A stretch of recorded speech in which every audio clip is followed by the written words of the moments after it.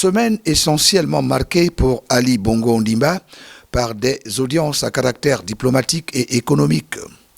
En effet, le chef de l'État gabonais a le 5 août dernier reçu en audience le ministre gabonais des Affaires étrangères, Pacome Moubele Boubeya, avec qui il a naturellement évoqué des sujets en rapport avec l'actualité diplomatique.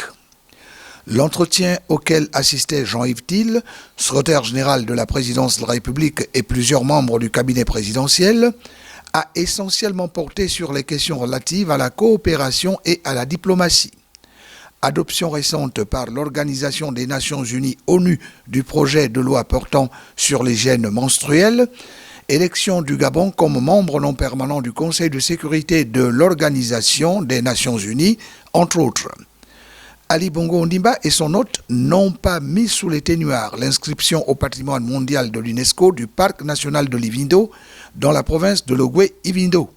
2 jours avant, le président de la République a reçu Éric Chenel, nouvel ambassadeur du Gabon auprès du Vatican. La coopération entre les deux États a été longuement évoquée. Assisté à l'échange, le Premier ministre Rose Christiane Osukarra Ponda et plusieurs collaborateurs du président de la République. Éric Chenel a fait à Ali Bongo Ondimba le compte-rendu de sa rencontre avec le pape François le 12 juin dernier à l'occasion de la présentation à ce dernier de ses lettres de créance.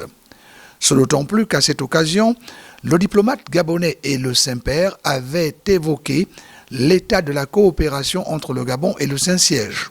Coopération vieille de plusieurs décennies et qui ne souffre d'aucun malentendu.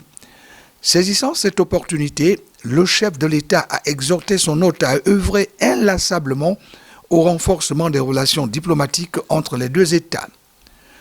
Autre actualité ayant marqué la semaine d'Ali Bongo Ondimba, la réception de Marouz Poprovski Ribeiro, ci-devant représentant du Fonds monétaire international FMI au Gabon, avec qui il a en présence du chef du gouvernement gabonais Rose Christiane Osukarra Ponda, de la ministre de l'économie Nicole Roboti Mboué et de plusieurs de ses collaborateurs, traité du nouvel accord que le Gabon vient de conclure avec l'institution de Bretton Woods, accord qui l'engage à accorder au pays un appui de 305 milliards de francs CFA, indispensable à la relance économique ainsi qu'à la lutte contre le Covid-19.